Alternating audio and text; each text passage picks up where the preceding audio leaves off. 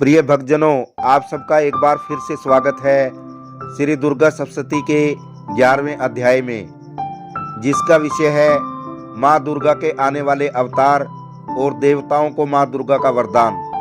तो शुरू करते हैं श्री दुर्गा सप्तशती 11वां अध्याय। प्रिय भक्तजनों, महादैत्य शुंभ और निशुंभ के मारे जाने के बाद इंद्रादि देवता अग्नि को आगे करके उन कात्यायनी देवी की स्तुति करने लगे। उस समय इष्ट प्राप्ति होने से उनके मुख कमल चमक उठे थे और उनके प्रकाश से दिशाएं भी जगमगा उठी थी। देवता बोले, शरणागत की पीड़ा दूर करने वाली देवी, हम पर प्रसन्न हो। संपूर्ण जगत की माता, प्रसन्न हो। विश्वेश्वरी, विश्व की रक्षा करो। देवी, तुम ही जड़ चेतन जगत की स्वामिनी हो। तुम इस जगत की एकमात्र आधार हो, क्योंकि पृथ्वी रूप में तुम्हारी ही स्थिति है। देवी, तुम्हारे पराक्रम को कोई नहीं लांघ सकता। तुम ही जलस्य में स्थित होकर संपूर्ण जगत को तृप्त करती हो। तुम अनंत बल से संपन्न वैष्णवी शक्ति हो।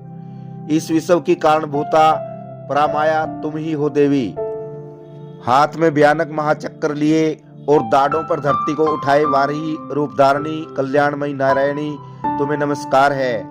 भयंकर नरसिंह रूप से दैत्यों के वध के लिए उद्योग करने वाली तथा त्रिभुवन की रक्षा में संलग्न रहने वाली नारायणी, तुम्हें नमस्कार है। मस्तक पर किरीट और हाथ में महावज्र धारण करने वाली, हजारों नेत्रों के कारण उद्दित दिखाई देने वाली और वर्तासुर के प्राणों का अपहरण करने वाली इंद्र शक्ति रूपा नारायणी देवी, तुम्हें नमस्कार है। शिवदूती रूप से दैत्यों की महती सेना का संहार करने वाली तथा भयंकर रूप धारण करने वाली नारायणी, तुम्हें नमस्कार है।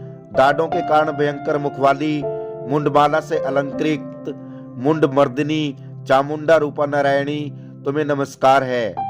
माँ विद्या, श्रद्धा, पुष्टि, सवधा, लक्ष्मी, ध्रुवा, महारात्रि, लज्जा तथा माँ अविद्या रूपा, तुम्हें नमस्कार है। मेधा, सरस्वती, वरा, भूति, तामसी, नियता तथा ईसा रूपिणी नारायणी, तुम्हें नमस्कार है।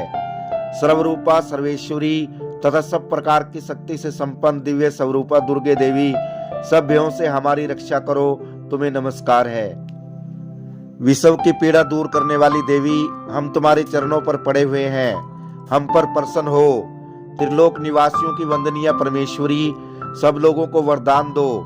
देवी बोली, देवताओं, मैं वरदान देने को तैयार हूँ। तुम्हारे मन में जिसकी इच्छा हो वह वर मांग लो। संसार के लिए उस उपकारक वर को मैं अवश्य दूंगी। देवता बोले, सर्वेश्वरी, तुम इसी प्रकार तीनों लोकों की सारी बाधाओं को शांत करो और हमारे शत्रुओं का नाश करती रहो। देवी बोली, देवताओं, वैवस्वत मनवंतर के 28वें युग में शुंभ और निशुंभ नाम के दो अन्य महादैत्य पैदा होंगे। तब मैं नंद ग्वाले के घर में उनकी पत्नी यशोदा के गर्भ से पैदा हो विंध्याचल में जाकर रहूंगी और उक्त दोनों असुरों का नाश करूंगी। फिर अत्यंत भयंकर रूप से पृथ्वी पर अवतार ले मैं व्यप्रचित नाम वाले दानवों का वध करूंगी। उन भयंकर महादैत्यों को भक्षण करते समय मेरे दांत अनार के फूल की भांति लाल हो जाएंगे। तब स्वर्ग में देवता और मृत्युलोक में मनुष्य सदा मेरी स्तुति करते हुए मुझे रक्तदंतिका कहेंगे। फिर जब पृथ्वी पर 100 वर्षों के लिए वर्षा रुक जाएगी और पानी का अभाव हो जाएगा, उस समय मुनियों की स्तुति करने पर मैं पृथ्वी पर आयोनिजा रूप में प्रकट होंगी और 100 नेत्रों से मुनियों की ओर देखूंगी।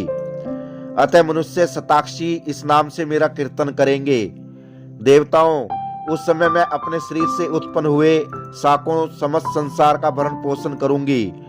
जब तक वर्षा नहीं होगी तब तक वे शाक ही सबके प्राणों की रक्षा करेंगे।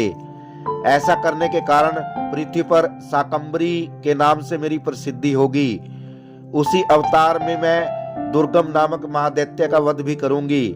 इससे मेरा नाम दुर्गा देवी के रूप में से प्रसिद्ध होगा। फिर जब मैं भीम रूप धारण करके मुनियों की रक्षा के लिए हिमाचल पर्वत पर रहने वाले राक्षसों का भक्षण करूंगी, उस समय सब मुनि भक्ति से नतमस्तक होकर मेरी स्तुति करेंगे। तब मेरा नाम भीमा देवी होगा। जब अरुण नामक दैत्य तीनों लोकों में भारी उपद्रव मचाएगा, तब मैं तीनों लोकों का हित करने के लिए 6 पैरों वाले असंख्य भ्रमरों का रूप धारण करके उस असुर का वध करूंगी। उस समय सब लोग भ्रामरी के नाम से चारों तरफ मेरी स्तुति करेंगे। इस प्रकार जब जब संसार में दानवी बाधा उपस्थित होगी, तब तब अवतार लेकर मैं शत्रुओं का संहार करूंगी। प्रिय भक्तजनों, इति देवी स्तुति नामक 11वां अध्याय समाप्त।